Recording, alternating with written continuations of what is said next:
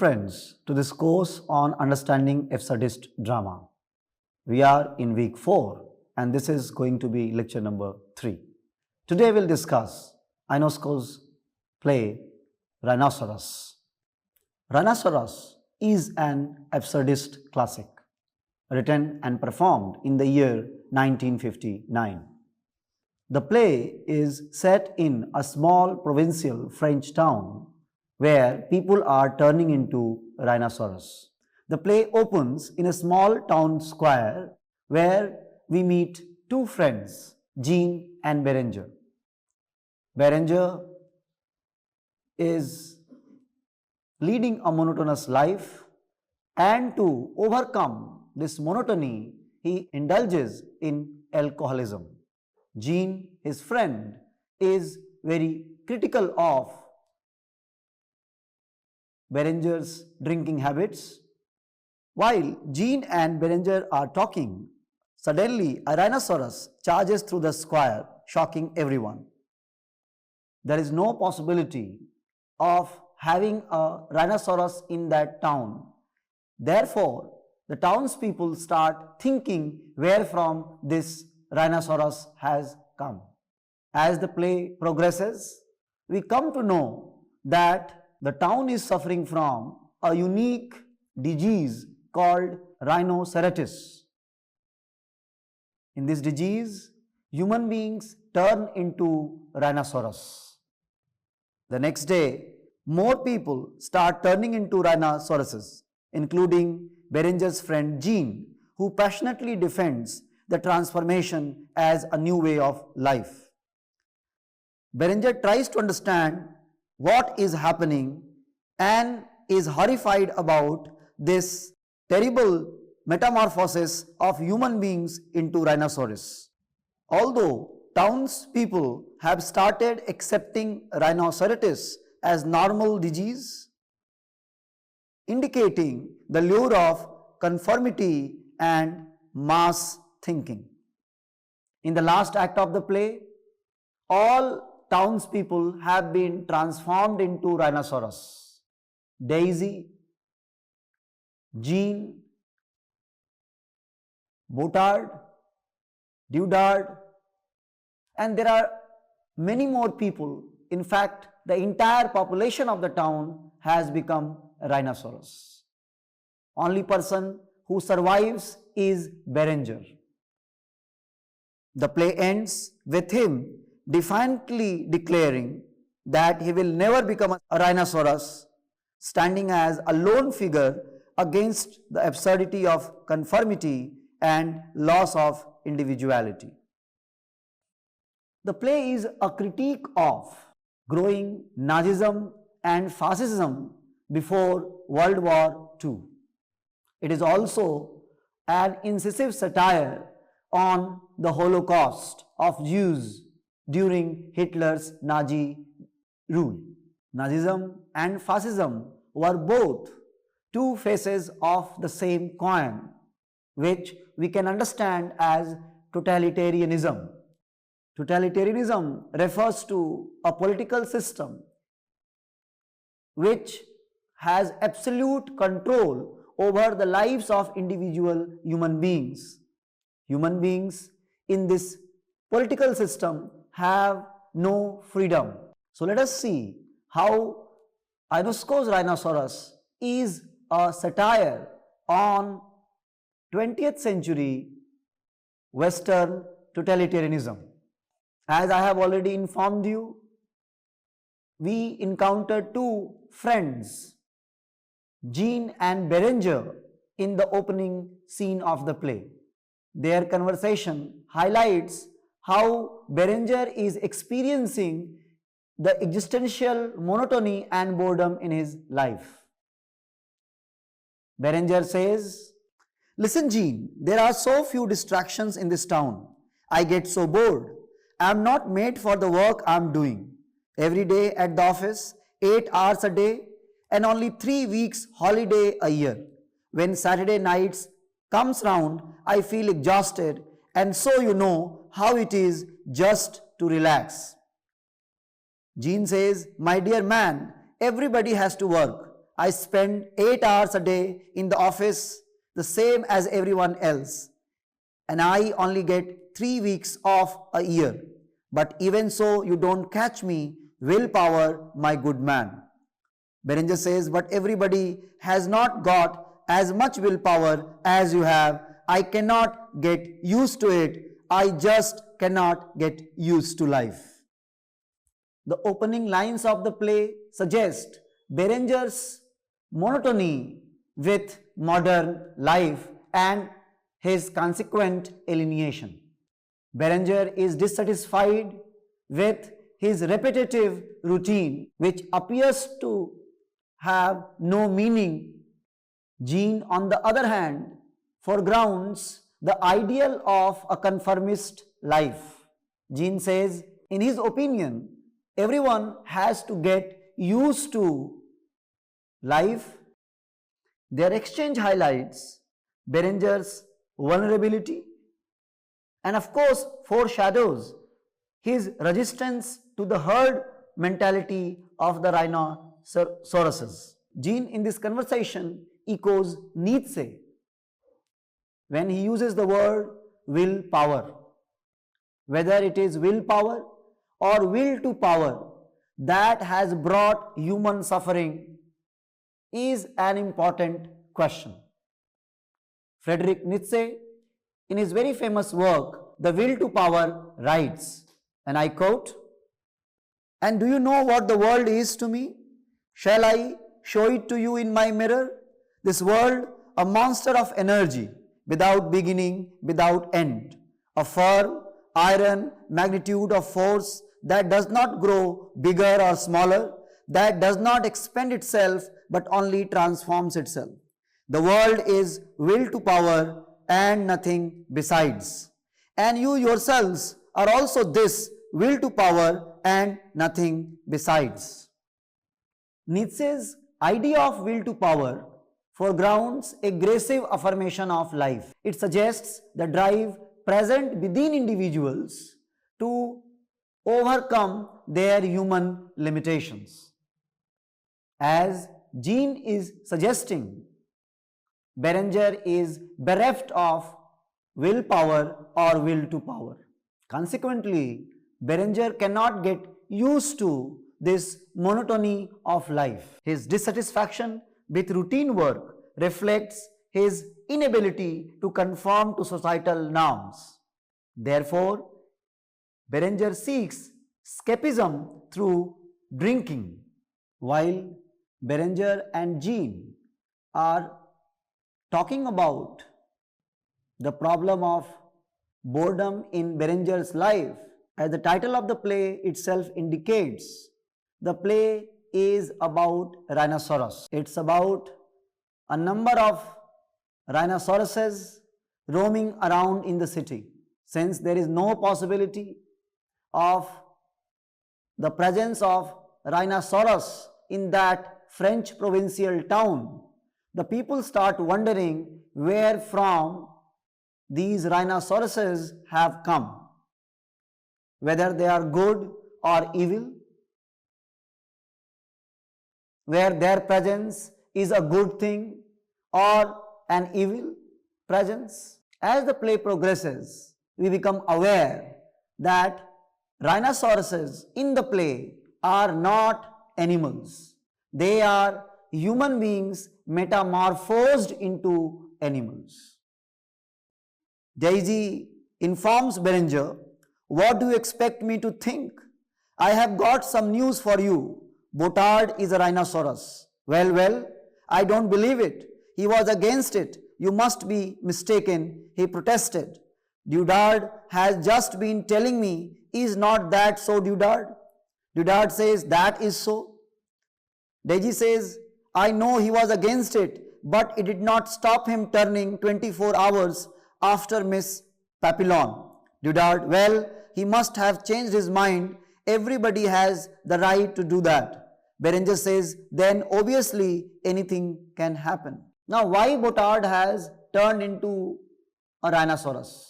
Why Papillon has become a rhinoceros? Why Jean and Daisy would later metamorphose into rhinoceroses. In the play, rhinoceroses are metaphors of mass conformity. When human beings refuse to think, they become animal-like. Homo sapiens are called Homo sapiens because they can think. Descartes has famously said, "I think, therefore I am."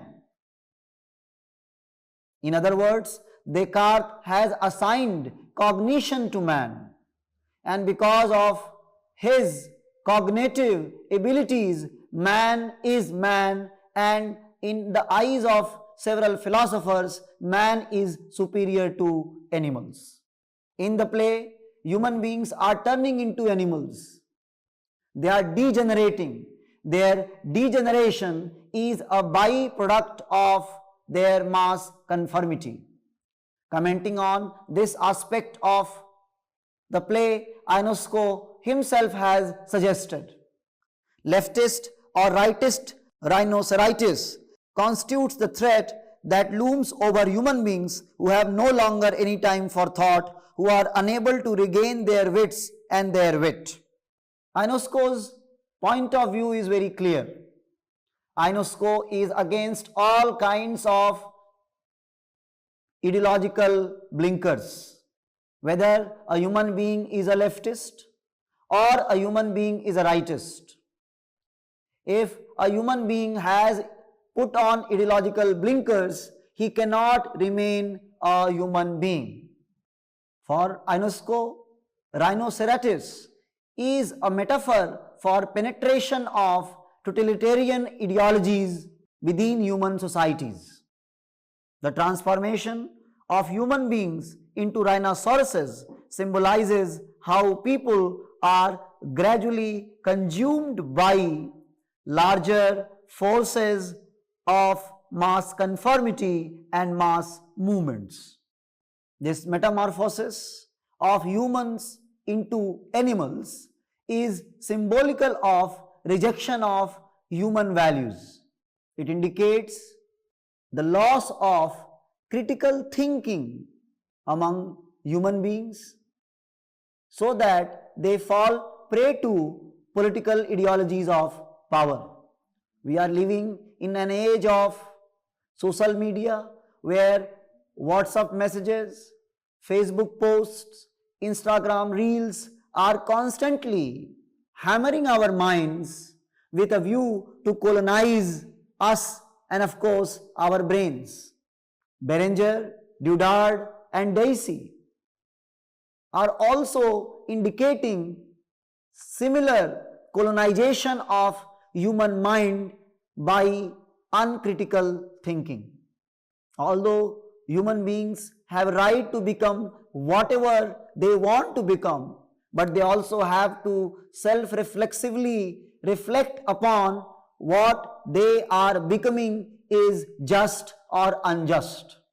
Ionesco is arguing that during the periods of totalitarian regimes, human beings become senseless, mindless and brainless. Something similar had happened in 1940s before World War II, when the entire Europe was enamored and fascinated by totalitarian ideologies of Hitler and Mussolini. As a consequence, millions of human beings were massacred and the Holocaust became a spectacle. Ionesco's play is a satire on all kinds of totalitarian regimes or totalitarian ideologies. This conflict between liberal individualist values of life and totalitarian ideologies has been foregrounded through a conversation between Jean and Berenger. Jean says, "I tell you, it is not as bad as all that. After all, rhinoceroses are living creatures the same as us. They have got as much right to life as we have." Berenger contradicts him and says, as long as they don't destroy ours in the process, you must admit the difference in mentality. Jean says, are you under the impression that our way of life is superior? Berenger says, well, at any rate, we have our own moral standards which I consider incompatible with the standards of these animals. Jean goes on to say, moral standards? I am sick of moral standards. We need to go beyond moral standards. What would you put in their place? Jean says, nature. Berenger says, nature? Jean says, nature has its own laws. Morality is against nature. Jean's comments regarding morality reminds us of Nietzsche again. Nietzsche's idea of the re-evaluation of values has similar propositions where Nietzsche invites for a radical reassessment of conventional morality and social norms. Nietzsche has argued that Western values, which were rooted in Christian and Enlightenment ideals, promoted weakness, passivity, conformity, and they stifled individual creativity. Nietzsche's revaluation was a call to overturn these values. According to Nietzsche, condemned slave morality, which arose as a consequence of resentment and weakness, underscoring the importance of his philosophy of the will to power. In fact, Nietzsche challenged the distinction between good and evil. Jean is the spokesperson of Nietzsche's morality. He does not consider that human beings are unique because they have kindness, compassion, goodness, so on and so forth. In his mind, human life is in no way superior to animal life. He is also conscious of the moral hypocrisy of human society. That's why he wants a return to the primal state of nature where human beings are not hypocritical beings. When Jean says nature has its own laws, morality is against nature, Jean's response reflects a shift away from humanistic values towards a primal, unrestrained existence. Jean dismisses morality as something restrictive, implying that natural instincts should take precedence over societal norms. Jean is sick of moral standards of society. He wants humanity to move beyond weak slave morality. According to him, moral frameworks of human society have confined human beings to their animal existence, and they have become what Nietzsche calls a sick animal. In his very famous work on the genealogy of morals, Nietzsche writes, and I quote, "Man, the bravest of animals and the one most accustomed to suffering, does not repudiate suffering as such. He desires it, he even seeks it out, provided he is shown a meaning for it, a purpose of suffering. The meaninglessness of suffering, not suffering itself, was the curse that lay over mankind so far." Similar to the ideas expressed by Nietzsche in this quote, Jean also considers the futility of suffering that human beings experience. In his mind, human beings suffer because they can think. If human beings will stop thinking, human beings will not suffer. And therefore, Jean defends the transformation of human beings into rhinoceroses. When men become rhinoceroses, not only they become animal-like, they also become incapable of suffering. Though Berenger in the play counters this view of Jean. He emphasizes the need for the distinction between humans and animals. Berenger says, we have our own moral standards, which I consider incompatible with the standard of these animals.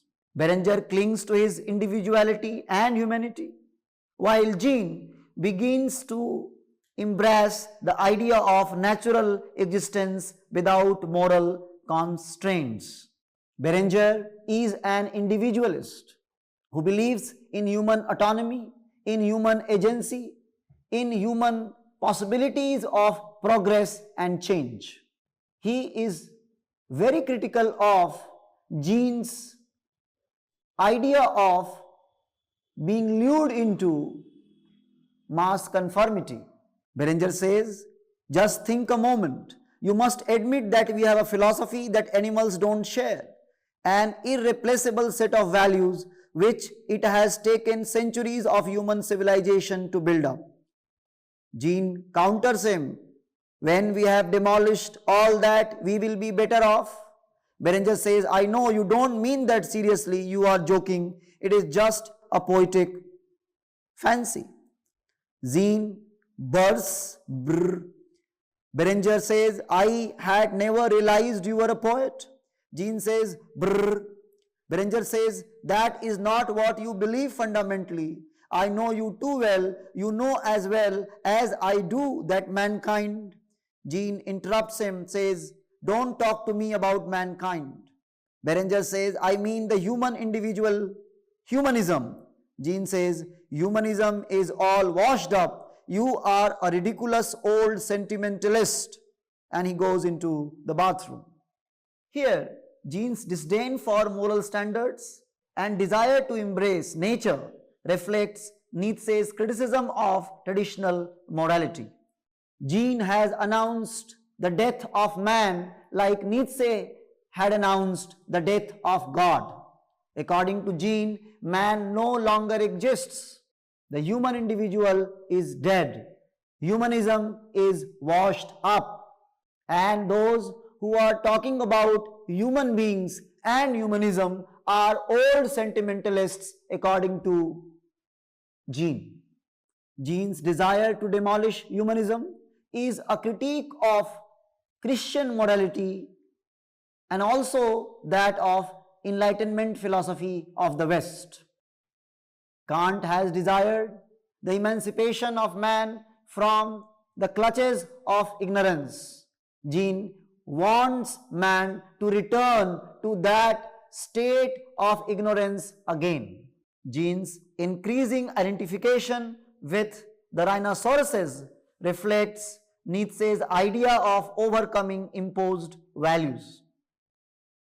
Jean rejects humanism outright without any constructive replacement, and therefore Jean's idea will not lead to Nietzsche's concept of Übermensch or Superman, but rather to a herd mentality.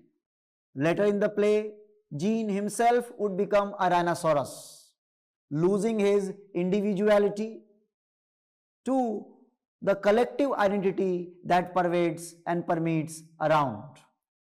Jean has perhaps misunderstood Nietzsche and his philosophy, like Nietzsche's philosophy was misinterpreted by Nazis.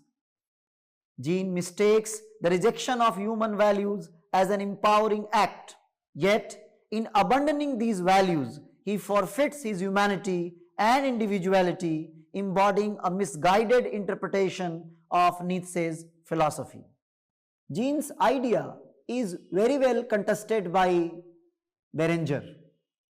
His passionate and sincere defense of individualism and humanism is fundamental to Ionesco's philosophy. Berenger believes that human values refined over centuries of struggle and conflict provide proper moral frameworks for human beings to live. Berenger's defense of human values reflects a belief in human progress. It is a belief in the idea that reason and rationality can lead mankind to progress. It is also a belief in the dignity of man, that all human beings deserve respect and a dignified life. Although Jean has rejected Berenger as a ridiculous old sentimentalist, yet Berenger's philosophy holds a very important significance in the human world. Although the return to nature may offer human beings a cure from culture, but that state has its own disadvantages, and perhaps this is what Berenger is trying to highlight through his dialogues. In fact, Berenger is very critical of what Nietzsche calls herd instinct. Nietzsche writes in The Gay Science, and I quote, "Wherever we meet with a modality, we find a valuation, an order of rank of the human impulses and activities. These valuations and orders of rank are always the expression of the needs of a community or herd.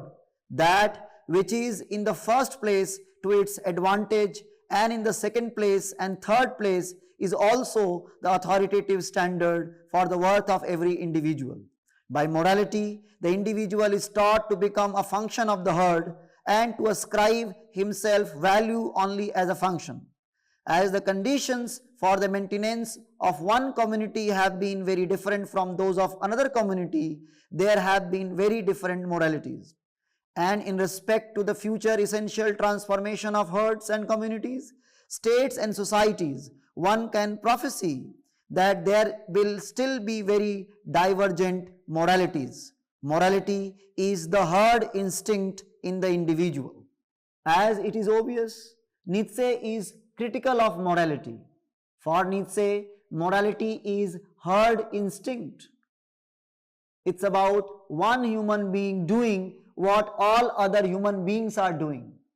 Nietzsche says morality forces an individual to become just a member of a herd.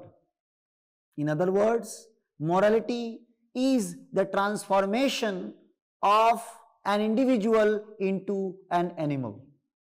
Ionesco has perhaps borrowed this idea from Nietzsche when he satirizes metamorphosis of human beings into rhinoceroses. In the play, Dudard says that the transformation of human beings into rhinoceroses is the victory of community spirits over anarchic principles. I'll read the complete dialogue so that you can understand it in greater detail. Dudard says, "Your argument does not hold water, because the example he followed was the chiefs, the very instrument of the people who exploited him, as he used to say. No, it seems to me that with him it was a case of community spirit triumphing over his anarchic impulses." Berenger says, "It is rhinoceroses which are anarchic because they are in minority. They are, it is true, for the moment. He says they are a pretty big minority and getting bigger all the time." Now, why is everyone in the town preferring to become a rhinoceros? They are preferring to become a rhinoceros, an animal, because everyone else is doing so. It is nothing but what Nietzsche calls herd instinct or herd mentality. It is the triumph of mass conformity over individualism. Although for Berenger, individualism is not anarchic. Anarchy is circulated and consolidated by rhinoceroses.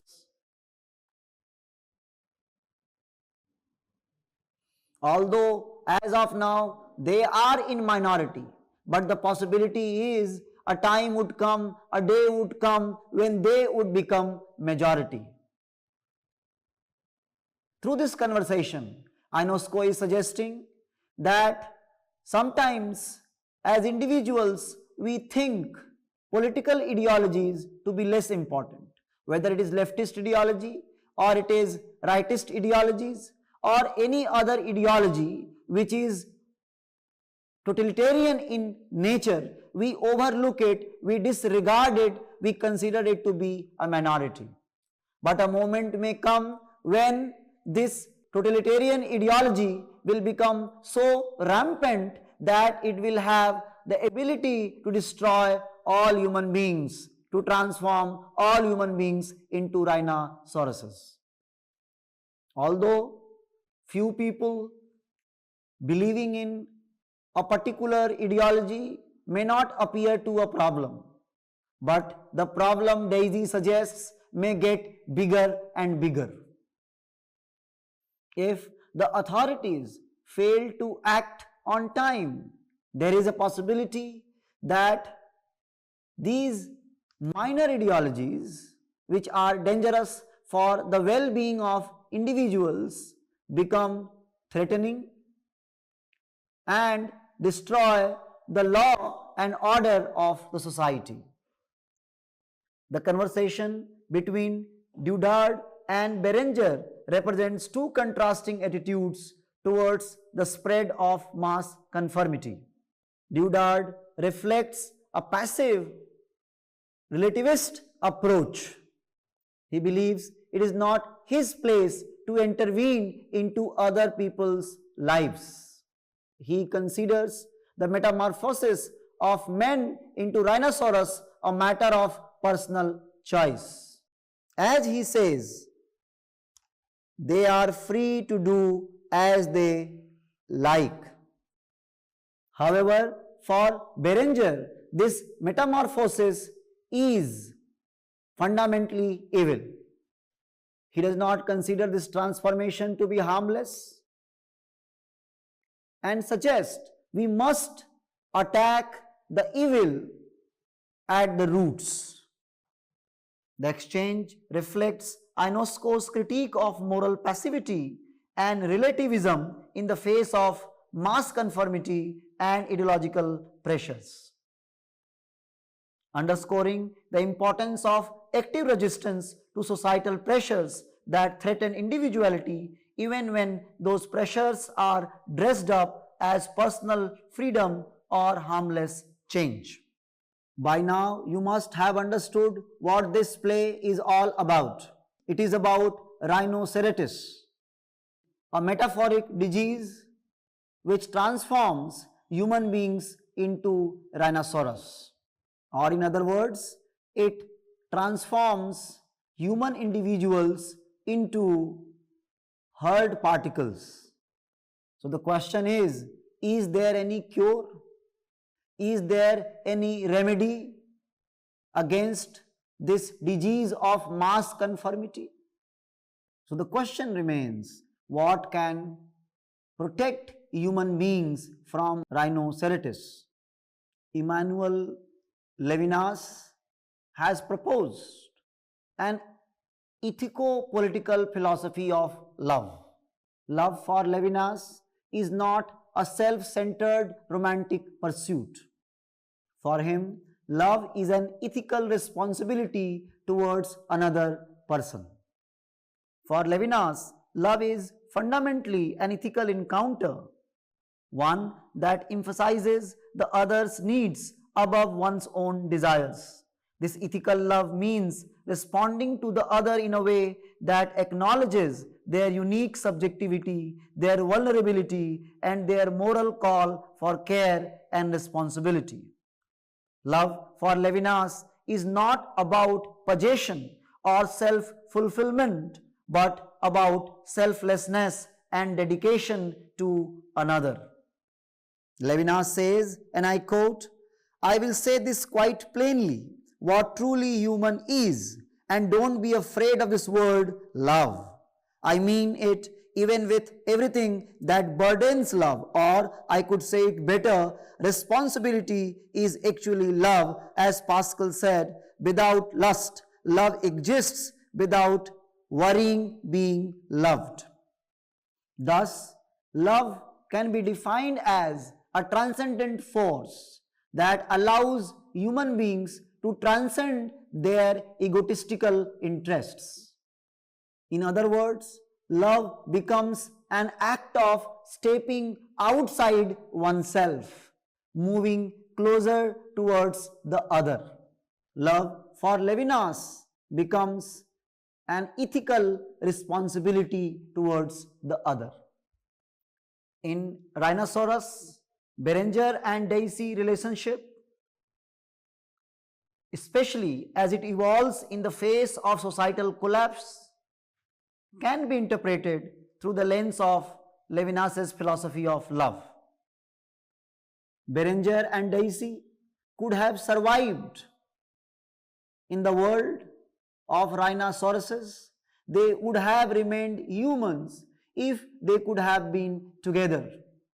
Berenger wants to protect humanity with the help of Daisy, as he suggests in the play, and I quote. Berenger says, "Listen, Daisy, there is something we can do. We will have children, and all our children will have children. It will take time, but together we can regenerate the human race." Daisy says, "Regenerate the human race?" Berenger says, "It happened once before." Daisy says, "Ages ago, Adam and Eve, they had a lot of courage. And we too can have courage. We don't need all that much. It happens automatically with time and patience." Daisy says, "What is the use?" Berenger says, "Of course we can with a little bit of courage." But Daisy says, "I don't want to have children. It is a bore." Berenger says, "How can we save the world if you don't?" Daisy says, "Why bother to save it?" Berenger says, "What a thing to say. Do it for me, Daisy. Let us save the world." Of course, it can be suggested that love between Daisy and Berenger is personal. But simultaneously, it is beyond personal. Berenger's proposal to Daisy to save the world, to protect the world, is dependent upon the philosophy of love. Love, in this case, becomes an ethical responsibility where Berenger and Daisy have to protect the world by being in love with each other. Of course, love here has procreational purpose, and Berenger and Daisy allude to Adam and Eve, the first couple who ensured the birth of mankind on this earth. But Daisy rejects Berenger's proposal. She moves out of the house and joins the world of rhinoceroses.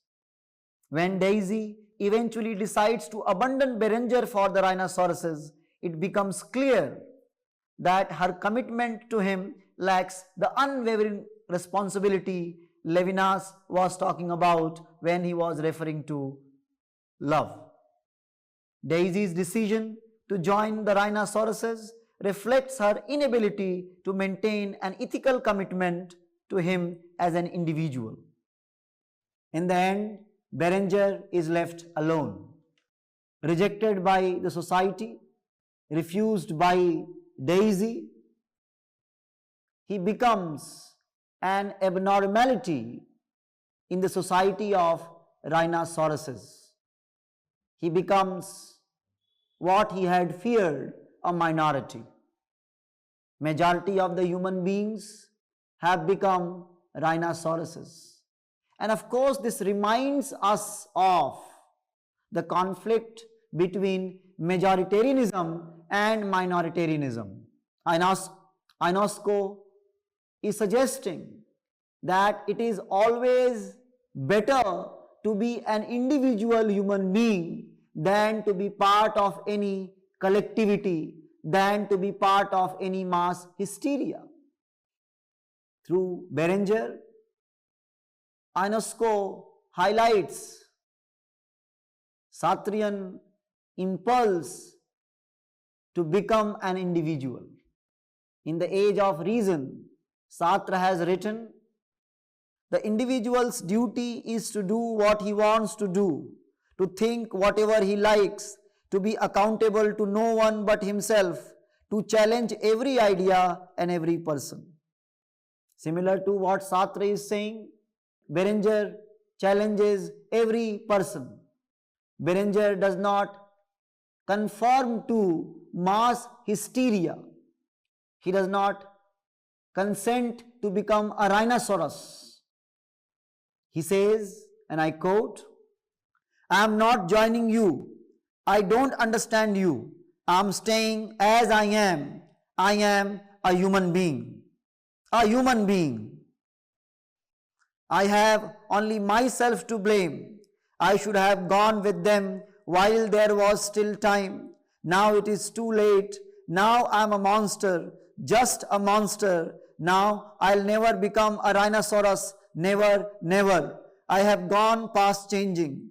I want to, I really do, but I cannot. I just cannot. I cannot stand the sight of me. I am too ashamed. I am so ugly. People who try to hang on their own individuality always come to bad end. Oh well, too bad. I'll take on the whole of them. I'll put up a fight against the lot of them, the whole lot of them. I am the last man left, and I am staying that way until the end. I am not capitulating. Berenger says he is the last man. Despite being the last man, he will continue to fight the majoritarian and totalitarian impulse of rhinoceroses. He affirms his individualism and the autonomy of man as a collectivity. Although Berenger has moments of self-doubt when he says, I have only myself to blame. When he says, it would have been better had he become a rhinoceros himself. But these moments of self-doubt are short-lived. Although he knows that in the world of rhinoceroses, Berenger as a human being is ugly. He is monstrous, yet he is ready to accept his ugly monstrosity. He refuses to capitulate. He says, I'll put up a fight against a lot of them. His words are words of defiance, of mass conformity, of mass hysteria, of totalitarianism, of all kinds of political ideologies which reduce human beings into animal-like state. Berenger's final monologue is a powerful moment of resistance. It is a reminder to the entire mankind that they should remain humans despite the pressures of mass conformity. His resolve symbolizes a commitment to individuality, moral integrity, and the courage to oppose a dehumanizing societal mass conformity, making Berenger a poignant example of the existential hero who insists on creating his own meaning in the face of overwhelming societal and political pressures. So, we have discussed the philosophical aspects of the play Rhinoceros by Ionesco, dramatic aspects and performative aspects of the play, and contribution of Ionesco as a playwright would be discussed in our next class. Thank you, friends. We'll meet in our next class.